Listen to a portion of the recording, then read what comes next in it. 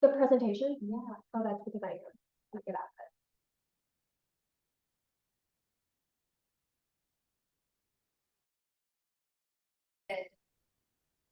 Like I said, welcome everybody here in the room with us. We've got we've got water and some hummus with veggies. Thank you to Erin for prepping that up. And if you're looking for the recipe, we should have those next to the hummus. And that will be included for our Zoom participants after our recipe will be. So you're not going to miss out a whole lot.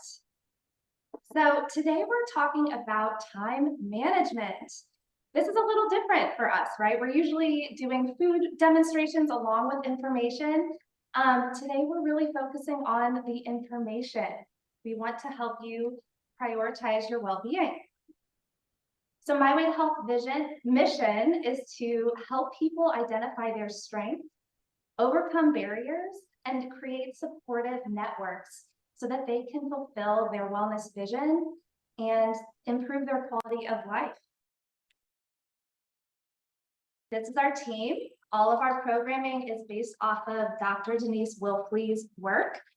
She is the head of our lab. So you see her there. Our program manager, the leader of the dietitians, is Ms. Holly Boger, who is here helping us check people in today.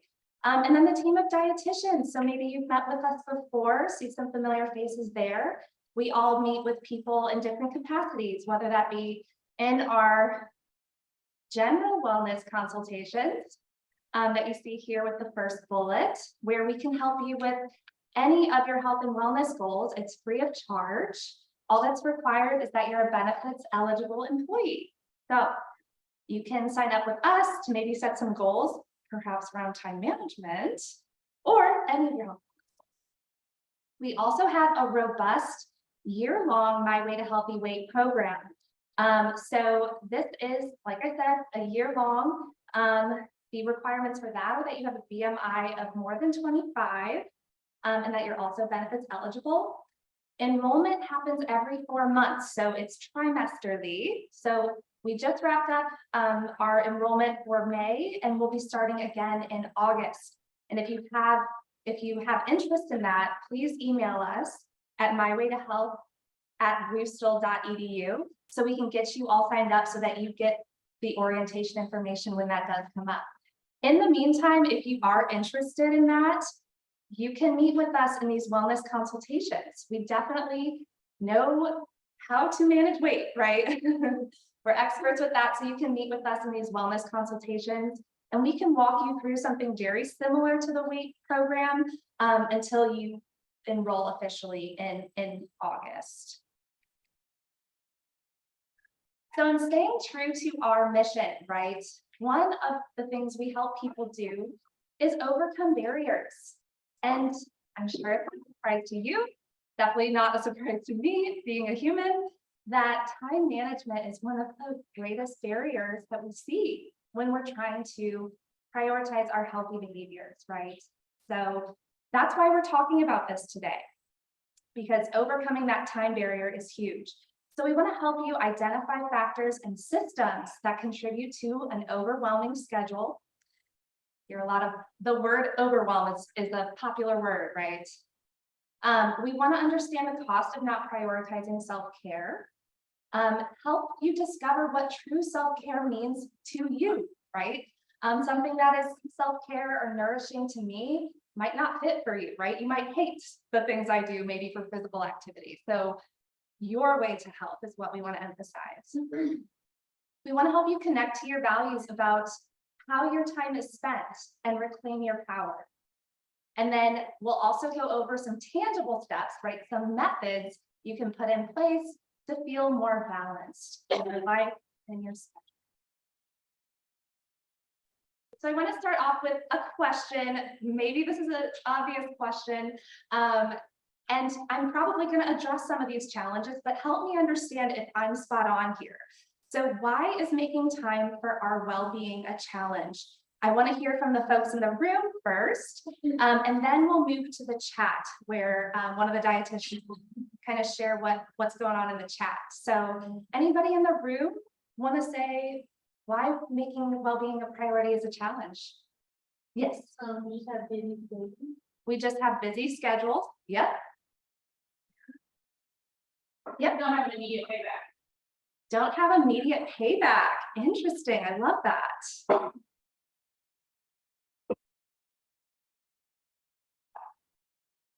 Any other comments?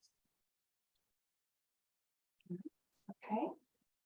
Lisa, if you would share with us what's going on in the chat. Are people saying anything different?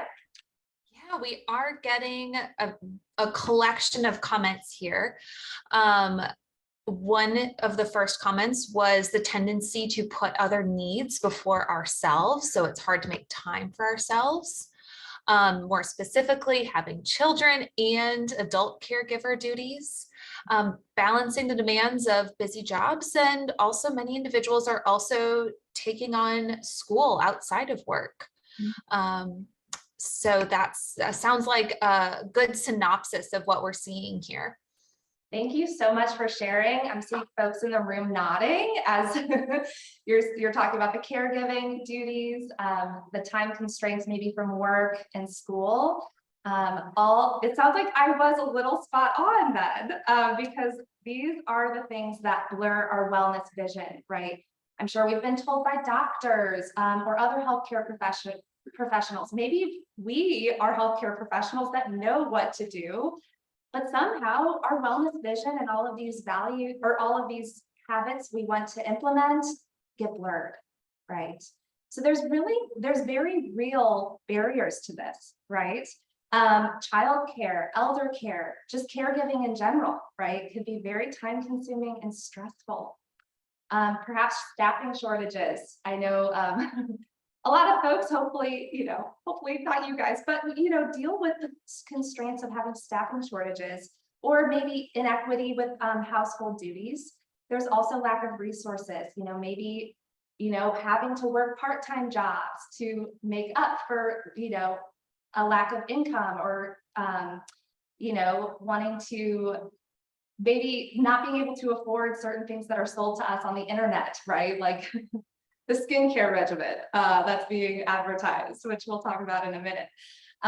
Maybe it's a lack or excess of information, right? So maybe this is more of an inner block or an inner barrier when it comes to time.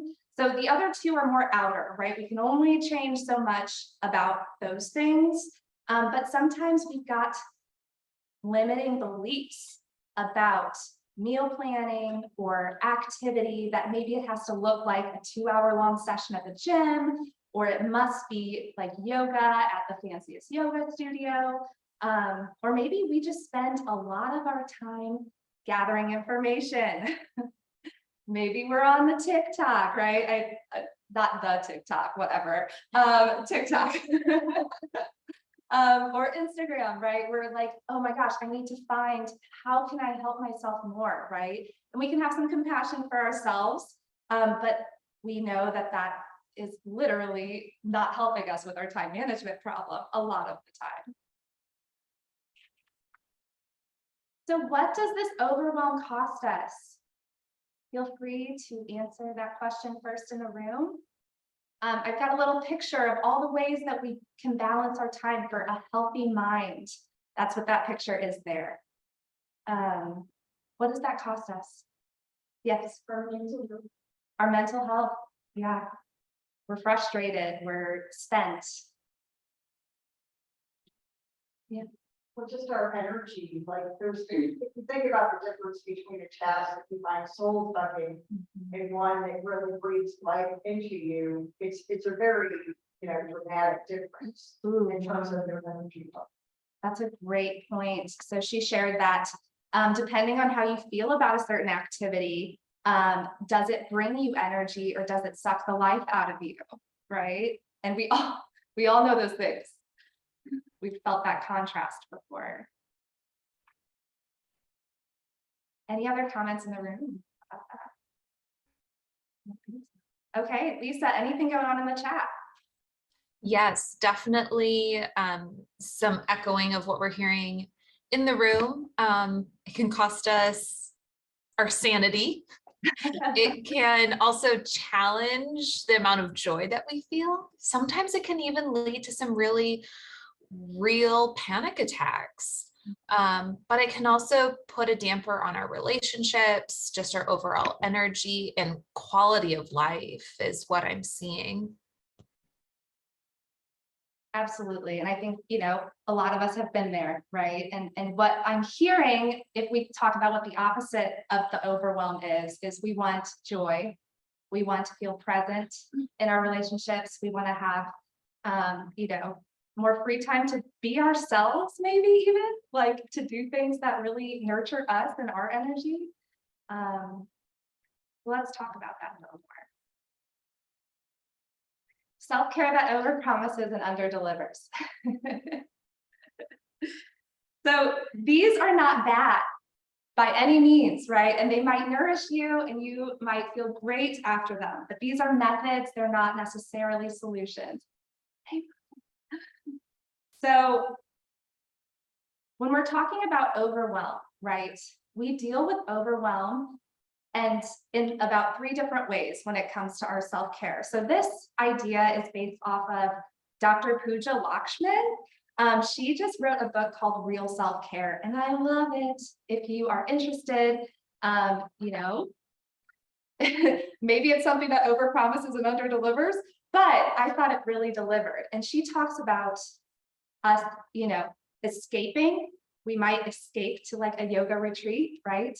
But we might come back from that and nothing's changed. We come right back to our crazy lives that are just overwhelming, right? And that could even look like a spa day. I know that's kind of like, ooh, such a treat. But I've definitely had a massage where I can't even enjoy it because of my to-do list, right? I'm sitting there, I'm just like, when is this gonna be over? And so, that maybe says something about my life outside of that massage, right? So escaping, we can learn great tools in those places, but really the application is what matters. Maybe we're achievers. Maybe we find ourselves comparing ourselves to others, which I think this is the one that's my biggest thing, right? With my time sucker is, oh, well, and I don't have kids, but the biggest example I can think of, it's like, well, let's put the kids in all these activities because that's what my neighbors do, or that's what the other people at school do, right? So I can like kind of stay up with the Joneses, right? A little bit. And really, maybe our kids love that. Maybe that's part of our value system. But is that even what they want to do, right? Is that even important to them? So there's other ways that we can achieve, right? Do we have to be the person that's at the 5 a.m. boot camp every day, right? Is that like our identity? Is that really nourishing us? Or do we need to sleep in a little later to get that 7 to 9 hours of sleep, right? So kind of going inside here, we're starting to like put a mirror up and say, what is driving me that when I look at my schedule, do I need to be doing this, right? And then the third piece is optimizing. So we've got the meal delivery without reallocating time savings for true self-care, right? So we might optimize all kinds of things. We might have time hacks for everything, but we are not using the time saved for actual restful engagement, right? We're not really re-engaging with our family, whether that be like playing with our kids or, talking to our partner or a friend. We're on our phones or, we're optimizing something else, right? It's kind of like a hamster wheel. So just recognizing that sometimes these behaviors, while they might be sold to us as a cure for our time management issues, they might not be getting deep enough for us to really see the results we need to see. Oops. Okay, so self-care that works. The B word, boundaries. So again, we are inside right now. We're talking about having hard conversations with people, right? That might mean, collaborating with our partner about, hey, I need to get a workout in today. I need you to help cover a couple things or do the dishes. And I actually worked with a participant where one of her goals was saying, I'm not washing dishes this week. I'm not washing dishes this week. That's going to be like my goal, right? And having a conversation with the other family members as in like, hey, you're going to have to pick that up. Well, when I asked her, what is that going to give you? Well, it's going to give her time to unwind, right? So she can get to bed on time. So she can get up for her morning activity, physical activity that she liked to do. That's huge. Now, do the people that you're setting the boundary with love that? No, maybe not. So feelings of guilt are going to come up, right? And don't be guilty is not a solution. It's like, let's work with that. We have to work with that feeling, and people are not going to give you time back, right? They're not going to say, oh, I see you're working so hard. Like, let me do that for you, unless they're very kind. And hopefully you do have some people in your life like that, but people are going to, get comfortable with having your time. So if you need to consult with a neutral third party about that, sometimes it can be really helpful to meet with a therapist. And we're going to talk about all the available resources through WashU, but also you can work with one of us, not in such a therapeutic way, right? But we can help you set those goals. Like, I'm going to have that conversation this week. Okay, all right, so that you're speaking it into life, right? That it's something that you're promising to do. Another boundary that can be challenging is setting it with ourselves, right? It can be hard to maybe feel that discipline, maybe to make a choice that helps us with our health and wellness goals, right? So I don't know about you, but on Sunday mornings, I get this little notification from iPhone, if you have an iPhone, that tells me my screen usage for the week. Anyone else get that? Yes, and I hate that notification, right? Because it's kind of a reminder of, hey, Maggie, you spent this much time on your phone this week, right? Now, of course, sometimes I'm checking my email. I can justify some screen time. There's no way I need to be on my phone as much as I am. So kind of thinking about that, right? Are we really taking advantage of little spurts? How much we can get done in 15 minutes? If we could do a stretch, we can do a breathing practice, right? All these things that can help nourish us that maybe we've been wanting to do, but we haven't really set the boundary with ourselves or saw the opportunity to do that. And we can get a lot done in 5 minutes. I can read like a page and a half of a book, right? You guys could probably read a lot faster than that. But so yeah, thinking about that as a boundary as well. Of course, developing self-compassion, as none of this is meant to be perfect. Progress is greater than perfection, always. It can be kind of devastating. I ran marathons in my 20s, and I just can't devote that time to running anymore. And I kind of don't want to as much, but recognizing that needs to change and I need to pivot to other physical activity, that can be hard to contend with, right? So recognizing that your practice will change through the lifespan. It's not a bad thing, it's just going to be different, right? And then of course, rolling with life's punches, which we'll talk a little bit more about with the practical tools that you can apply. So I like to do a lot of comparisons to financial health when I'm talking about health. Understand and connect with your values is the next point here. And when we're spending our money or spending our calories, right? We're spending our time. Are we spending them on things that matter to us, right? Are we spending money on things that we care about that are really going to bring us life, right? Are we spending our time on things that are going to bring us life? Now, let's be realistic. We can't always be having a great time. That's one of my values, is fun. So you can imagine, not everything's fun, even though I try to find fun in almost everything.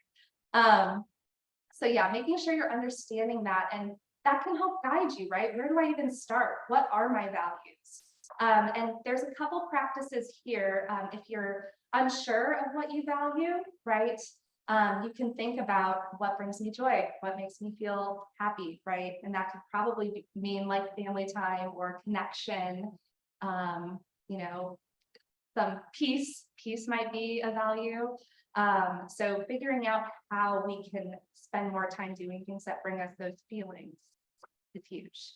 So recognizing your power. So at the beginning, we talked about these structures that are kind of there, that take up our time, that we don't have control of, right?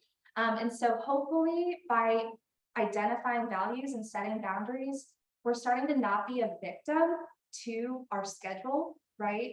We're taking control of what we have power over, right?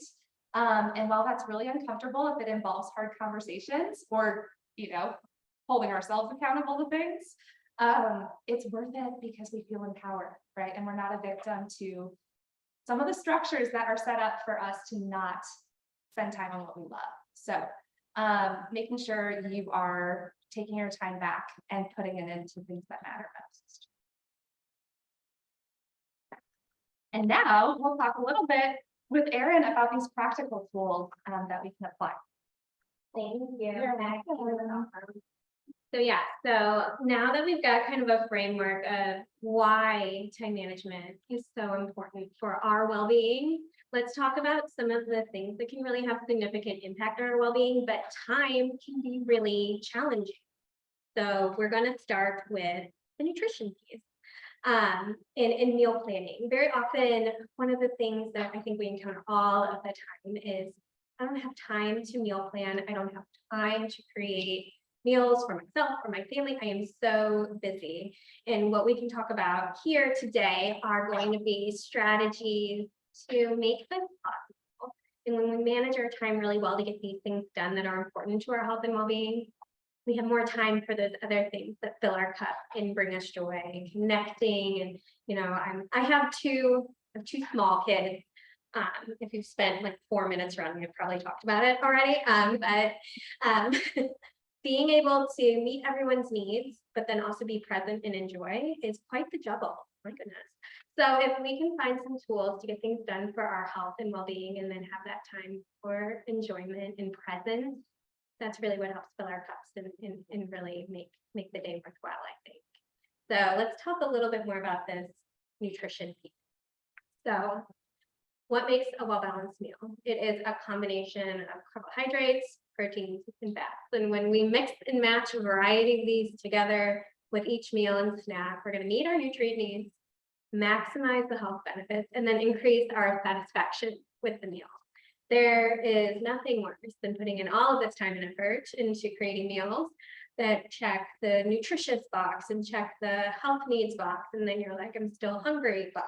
So to have some tools and strategies to create a well-balanced, satiating meal is what we're going to talk about here. So as far as healthy eating goes, there is no one size fits all approach. If you do a wellness consultation one time, you'll hear that from us, that we can really customize this. But in general, 3 meals and 2 snacks is a great opportunity to get in all the nutrients that we have. And we want to have a variety of food groups. So food groups are fruits, vegetables, grains, proteins, and dairy. Those are our 5 food groups. Ideally, we're getting a mix from everything. 4 to 5 fruits and vegetables a day is another kind of way we can measure balance. When it comes to planning these meals, it does not need to be complicated. It does not need to be everything made from scratch to be nutritious and benefit our health and create satiety. And when it comes to time management, finding opportunities to create time by maybe using frozen vegetables, canned beans, frozen fish, having 90-second microwavable rice. We use this all the time because we need to kind of figure out what we have time for and we do not, and how we can fill in these gaps. Additionally, when it comes to meal planning, we're going to talk a little bit about this, how we take inventory of our schedules and how we can create our plan.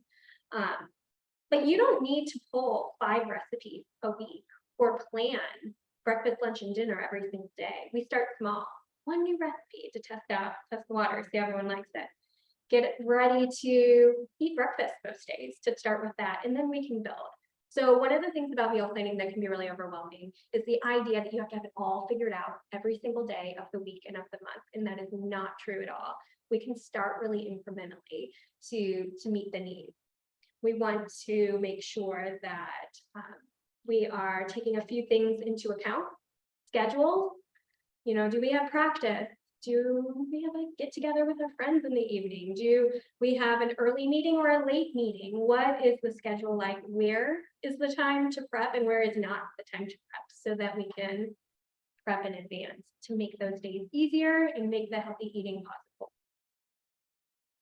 Oh, also like taste preferences too. I also mentioned I have 2 small kids, and they have opinions about food and how things taste. So we want to take that into account too. We don't want to create meals that nobody's eating too. So when we're looking at what meal planning will look like, it actually starts.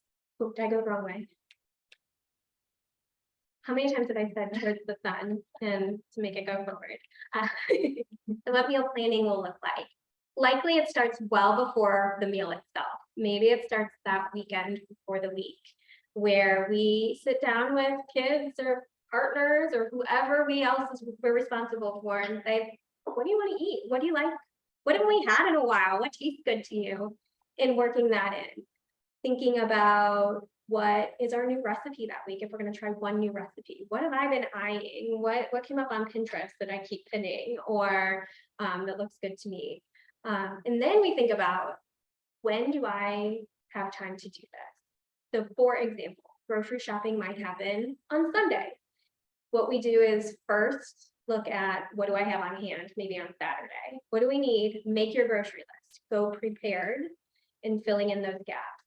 Then we figure out, when does the prep for the week need to happen? Do we need to chop up veggies on Sunday for the week?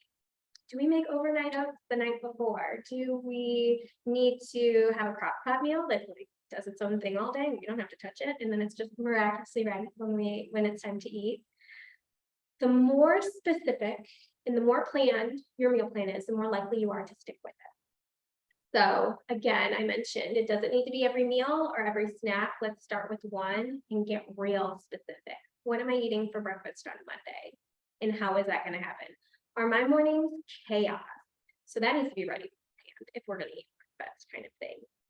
Thinking about, when can we use leftovers? If Monday evening is the only evening we have free time and we're going to make chicken, let's make chicken that can be repurposed as leftovers into different meals, and we do the work.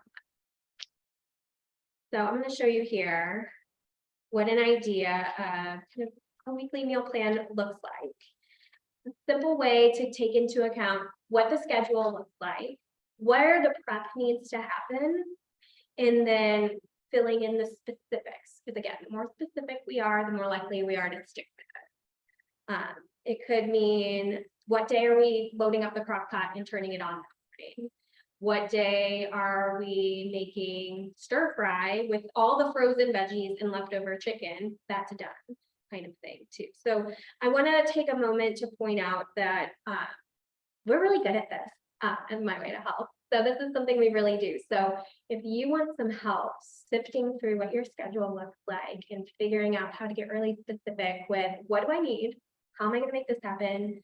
I'm going to show you at the end how you make a wellness consultation appointment with us. Meet with us. We're here to help you with this, because again, everyone's schedule is so different and their needs are different. So pivoting a little bit, taking a closer look at physical activity. That was one of the pieces that Maggie mentioned, that feeling like you don't have time for this and needing to create these, maximize your pocket of time so that you can take care of your well-being and then have time to do the other things that are important to you. So how much do we need? The recommendation is 150 minutes of moderate intensity physical activity a week. That is anything that gets your heart rate elevated. And it does not need to be on a spin bike, on a treadmill, on an elliptical. It can be doing yard work. It could be house chores that, maybe vacuuming, maybe you play music while you're doing this and you're dancing while you're cleaning the house, because why don't we make the things we need to do fun? Maybe it's walking the dog. There's a reason we say physical activity and not exercise. You do not need to be in a gym for the purpose of exercising for the benefits to be there. And the benefits are really far reaching. So physically, improve blood pressure, improve cholesterol levels, blood sugar management is improved with physical activity. We see perhaps healthier weight achieved with physical activity, increased lifespan. Then the mental health benefits, we have better mood, increased self-confidence. There's benefits with those endorphins that really improve how we're feeling throughout the day, and better sleep quality. We're gonna talk about sleep a little bit more, but exercise can really help feed these other pieces, stress management and so on. I also wanted to mention it's recommended to do 2 days a week of some strength building. And that is anything that works your muscles harder. We don't necessarily, again, need to be in a gym, in a squat rack. You can if you want to be, but that is not necessarily how we get the most benefit either. So how do we plan for this? We're really big on SMART goals. So a SMART goal is specific, measurable, attainable. My favorite part about that goal is we're setting ourselves up for success with setting attainable goals. It's time bound and it's measurable. So we might say, I want to exercise more. That's my goal. A SMART goal sounds like I'm going to walk for 10 minutes on my lunch break every Monday. We know if we did that or not. That's a way to get really specific. And again, just like meal planning, the more specific we are with our goals, the more likely we are to follow through. And we create this kind of built-in accountability with it because we know when we wanted to do it, where, how, all of those important pieces. So we can break this up into 10 minutes at a time. Movement is not only beneficial if you do it for 30 minutes at a time or 60 minutes at a time. Doing 10-minute bites throughout the day can really add up. It could be, parking further away. I mean, we have a lot of opportunity here on this campus to get some activity while we get here. There's the link that we can use as well for walking. Weather is not an issue as well, and this can be created in other environments as well. So as we look into planning, one thing I'm really big on with any type of planning that you're doing is voicing it. Whoever is in your life, a coworker, your partner at home, your kids, your parents, whoever you talk to, saying this is something that I want to be doing. Not only is it creating support for you, because these are people in your life who likely care about you and they want to see you hit your goals, you're voicing it, speaking it into truth, if you will. But also, we might be surprised that someone might want to join in or help make that possible for us. Saying to your friend at work, I want to walk on my lunch break. They might be like, I do too. And you guys can do it together and hold each other accountable. You don't need to have gym equipment either. Soup cans. Our body weight is incredible resistance as well. There's some handouts we want to send at the end. There's desk exercises. There's some really efficient and higher intensity workouts and things like that I can share. And it's all body weight and things you can do. You don't need any special equipment to do it, to get those benefits. These are some helpful tools as well in planning the physical activity. That first worksheet is actually just kind of the specifics. Who am I doing this with? When? How long? That SMART goal planning. And the second worksheet is where you actually block off your time. When am I busy? So that you can visually see when you have these pockets of time. Thinking, I don't have time to exercise. Maybe we don't have time to do 60 minutes, but maybe we got 10 minutes in the day to do something that way too. Next up is sleep. My favorite. I miss it. So sleep can really have far-reaching benefits on our health and our well-being. When we are well rested, we can be efficient with our time. We are clear-headed in our decision-making. We are concentrating better. Everything seems to work a little bit better in our health and our well-being in our day when we're not muddled in a cloud of sleep too. So sleep is so imperative, and research really shows we need 7 to 9 hours of sleep a night. And everybody's very different. I love talking to people about what their sleep spot is. Like, am I an 8-hour person? Am I better at 7? Some people, if they hit 9, that is too far and they're groggy all day. So in prioritizing sleep, that's often the one that gets kind of sacrificed first when we're talking about prioritizing our time and our health and our wellness. I'm going to get up early to work out. Well, now I'm spending my sleep hours off, or I'm going to stay up late to catch up, maybe make my lunch for the next day and things like that too. So these are the times where we maybe have some conversations with ourselves and the people in our life about what is realistic and what can wait until tomorrow too, and creating this balance.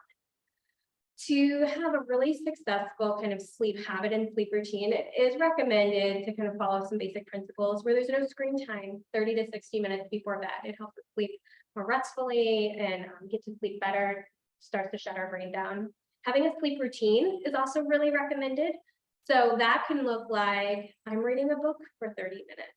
Then I'm going to wash my face, brush my teeth, do that skincare routine I got on Instagram that we're gonna make work for us. And then maybe do some relaxing breathing exercises in bed. And when we follow the same steps night after night, that signals to our body and our brains that we are winding down for sleep, and it'll make it easier to drift off into sleep as we create these routines. Sleep routines are huge for all of us. I don't know if this is familiar if you have small kids, that we did the bath, the book, the bedtime, all those routines, same benefit for us as adults too. It's also recommended to go to bed and wake up at the same time 7 days a week. So not using the weekends to catch up doesn't really work like that, to try and meet that sleep need every single night. And figuring out how to make this work, because I realize these evening hours are so precious. They're perhaps our time to relax and unwind. It could be our folding laundry time.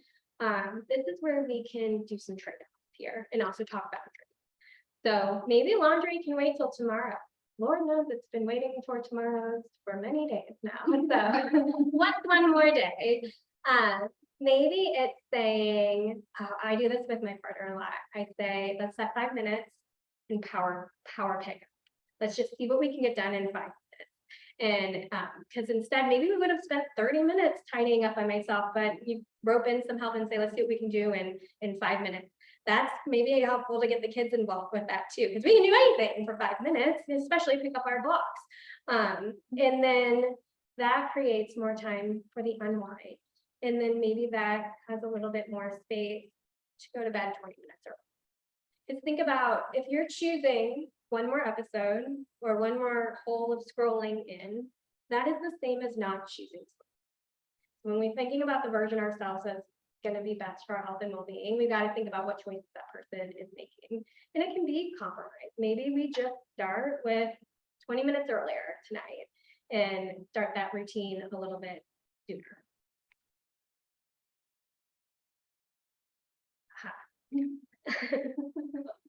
So thinking about accountability again, who can I verbalize this to? Even if it's speaking it to yourself, getting really specific. I'm going to turn the TV off at 9 p.m. and I'm going to read from 9 to 9:30 before I go to bed every night. Setting that goal and speaking it can help you become accountable to yourself. Saying it to anybody in your life. Hey, weren't you going to read tonight? Did you want to turn this off now? The episode just wrapped. There's also sleep trackers and things like that that can help. Kind of sometimes it's fun. We love closing a ring. Why not check and see how our sleep quality is as well? There's a lot of trackers. If falling asleep is challenging, we also have a lot of tools for like body scans and relaxation tools just to help shut things off. Another strategy too, Maggie, the same thing when you're like, I can't enjoy my massage because I'm thinking about my to-do list. Sometimes that's hard to fall asleep because we're thinking about all the things we still have to do. I did leave that laundry until tomorrow. Now, when am I going to do that? Before bed, part of your routine can say, what am I doing tomorrow? And getting it out of your brain and onto a to-do list piece of paper. And that's not your problem anymore. It is that piece of paper who is not yours until tomorrow to help you relax and unwind as well. So these are just some tools and strategies to think about if sleep is something that we need to start prioritizing. Next up is mental health. This is an area that can be really challenging too. I think there's still this piece that we feel like we're not physically, we don't have a broken leg. I can keep pushing through, empowering through at what extent.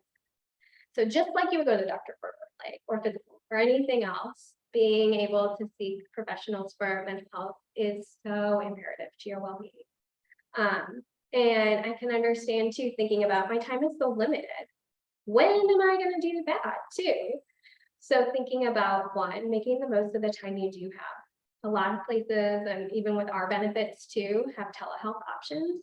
Maybe we do that on our lunch break. Maybe that's your time for you in a different way. Maybe it's using the sick time that we get. instead of saving it, we use it for our well-being as well.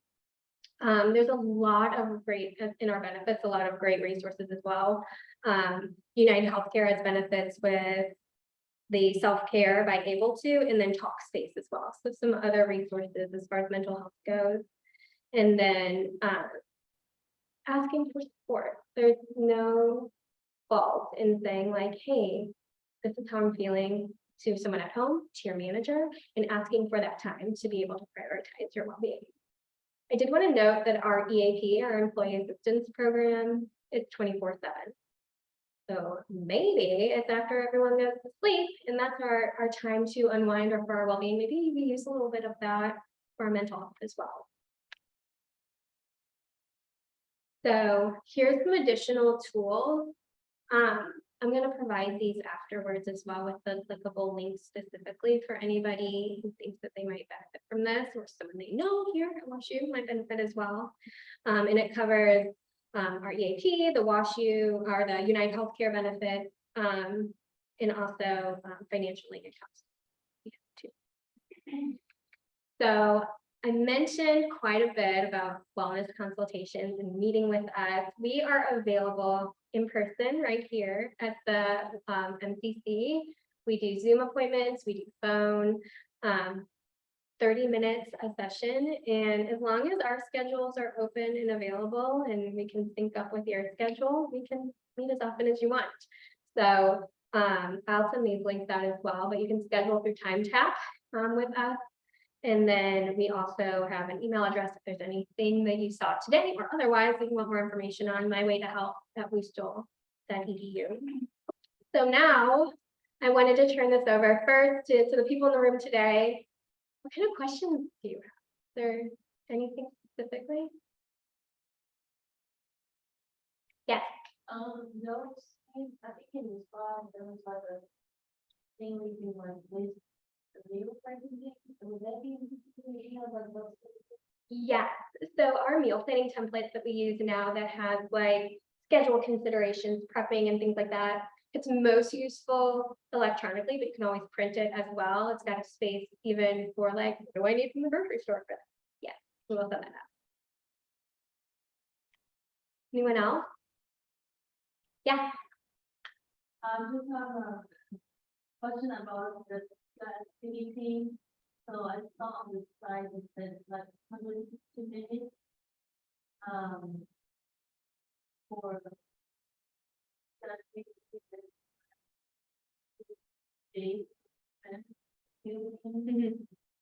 so 150 minutes, you know, that's kind of like, but what are the 2 days? Oh, yeah, that's a good question. Like, and push out the word because we have in the picture there with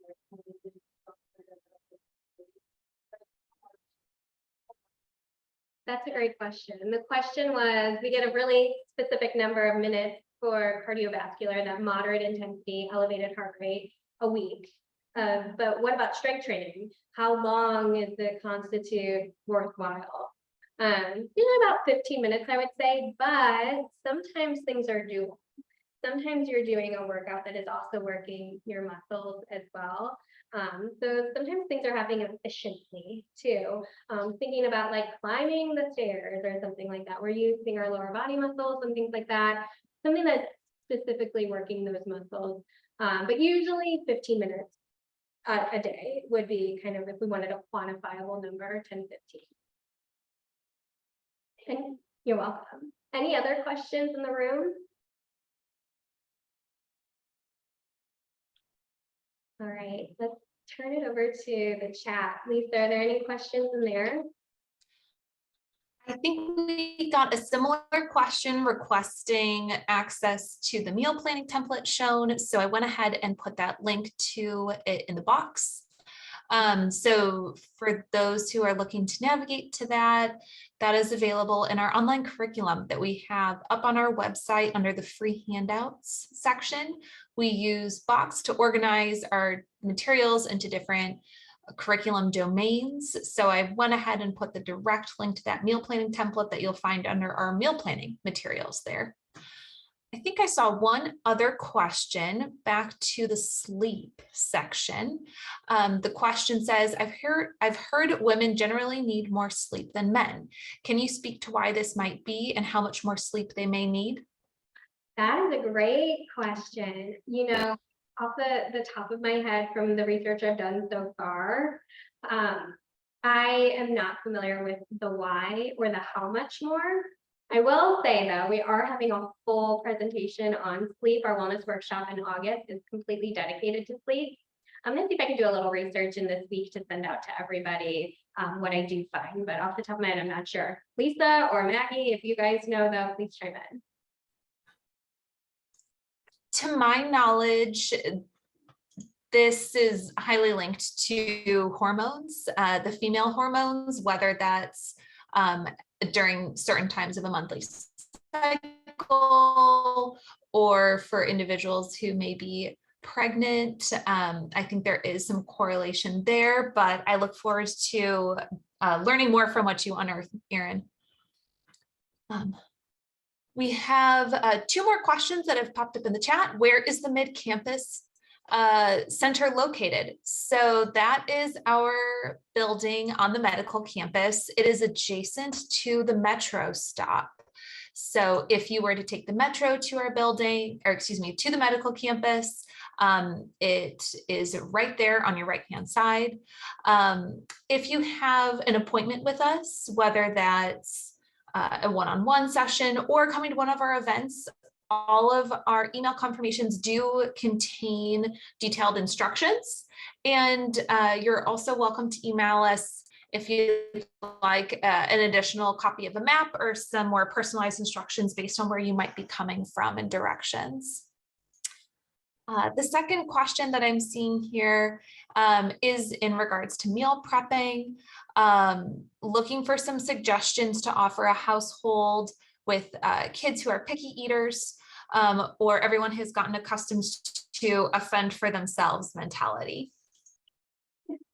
That is, my favorite topic is feeding a family. So that's something we can definitely get a little more in depth on, but one of the recommendations that I do have is kind of blanket with different taste preferences. Wouldn't it be great if everyone lined up as kind of the meal providers? One of the things that I do recommend is offer a familiar food with the meal you're providing, or a favorite food, in addition to the new food that's happening. Maybe we're not used to serving fruits with dinner, or that's not a very familiar preferred food.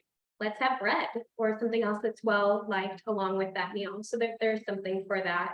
As far as kind of the fend for yourself approach, I do think that setting the expectation that this is mealtime, and depending on how old the kids are too, whether you need to set the boundary with kind of snacks and the free-for-all with food, we want to give your body time to form an appetite without being starving after school or something like that. So it could be we're having an after-school snack by 3:30, 4 o'clock, dinner is at 6. We're gonna wait until dinner time type of thing too. So setting the expectation of what the schedule will be. But that's definitely something if it's a challenge that we can talk about and have conversations as well. Any other questions? Okay, well, thank you everybody for being here, everyone in person and everyone who attended virtually. We will send out this afternoon, you'll get an email with the resources we talked about. Additionally, there'll be a survey in there. Please give us your feedback as well. It's much appreciated and it really helps us meet the needs going forward as well. So thank you, and I hope you all have a great rest of your day. Bye, everyone. You're welcome to stay. The 3 of us could not eat all of this.